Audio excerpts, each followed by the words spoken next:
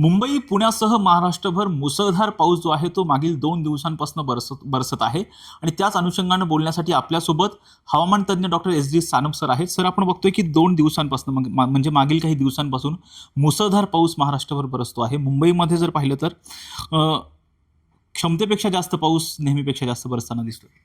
हो, मागील 24 तासांमध्ये बघाल तर मुंबईतील बहुतांश ठिकाणी एक्स्ट्रीमली हेवी रेनफॉल म्हणजे मुसळधार ते अतिमुसळधार पावसाची नोंद झालेली आपल्याला दिसून येते. त्याचबरोबर कोकण किनारपट्टीतले पट्टीलगतचे जे स्टेशन्स आहेत तिथेसुद्धा सरासरीपेक्षा जास्त पाऊस गेल्या 24 ते 48 तासामध्ये दिसून आलेला आहे.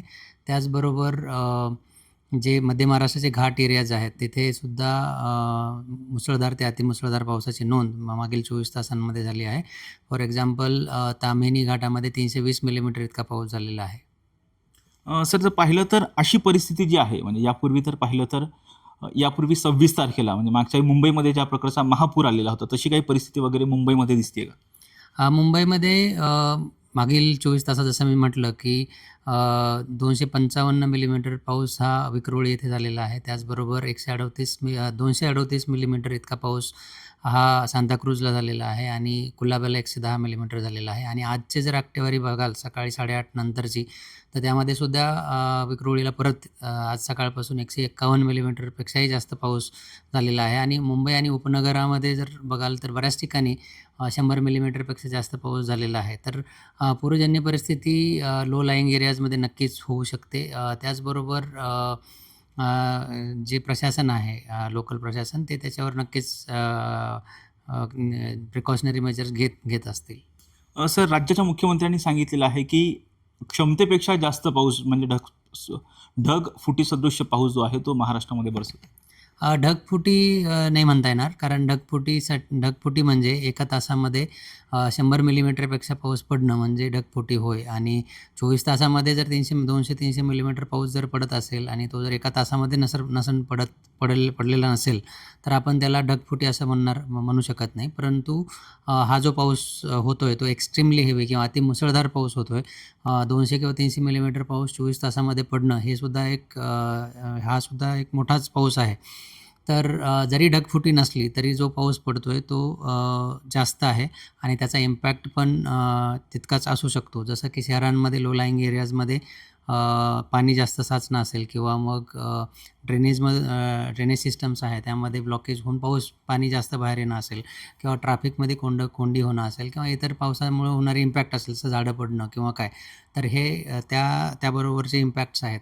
त्याचबरोबर हा जो जास्त पाऊस पडतो आहे हा शहराबरोबर मुंबई शहराबरोबरच कोकण किनारपट्टी आणि आपला घाटमाथे आहे तिथे पडतो आहे.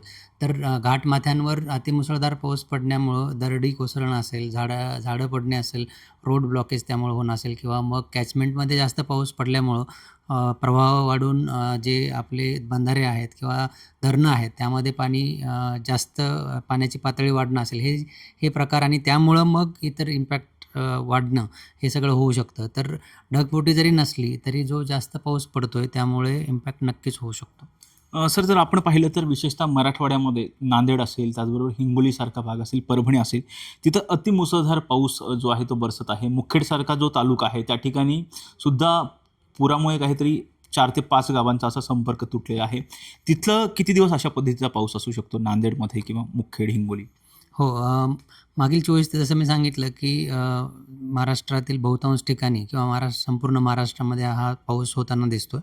त्याचं मुख्य कारण म्हणजे परवा पश्चिम मध्य बंगालच्या उपसागरामध्ये एक कमी दाबाचं क्षेत्र तयार झालं होतं आणि ते कमी दाबाचं क्षेत्र काल अजून तीव्र होऊन ते डिप्रेशनमध्ये त्याचं रूपांतर झालेलं आहे आणि ते पश्चिम दिशेने त्याची मूव्हमेंट आहे. आणि त्यामुळं पश्चिम दिशेने येणारे जे प्रदेश आहे ज्यामध्ये छत्तीसगड असेल किंवा मग विदर्भ असेल, मराठवाडा आणि वेस्टर्न कोस्टला काय होतं की ज्यावेळी एखादी सिस्टम किंवा कमी दाबाचं क्षेत्र बंगालच्या उपसागरामध्ये बनतं त्याचवेळी मान्सूनचे वारेसुद्धा खूप स्ट्रॉंग होतात आणि तेच होताना आपल्याला दिसतं आहे. आणि त्यामुळे कोकण किनारपट्टीसह मध्य महाराष्ट्र, घाटमाथे, मराठवाडा आणि विदर्भ या सगळ्याच प्रदेशांमध्ये जास्त पाऊस होताना दिसतो आहे. तर आता त्या भागांचा जर फोरकास्ट किंवा अंदाज विचारायला येणाऱ्या 2 ते 3 दिवसांसाठी तर येणारे 24 तास हीच इंटेन्सिटी बऱ्याच प्रदेशांमध्ये असू शकते. इनफॅक्ट कालपेक्षा आज थोडासा पाऊस त्या ठिकाणी कमी झालेला दिसतो आहे.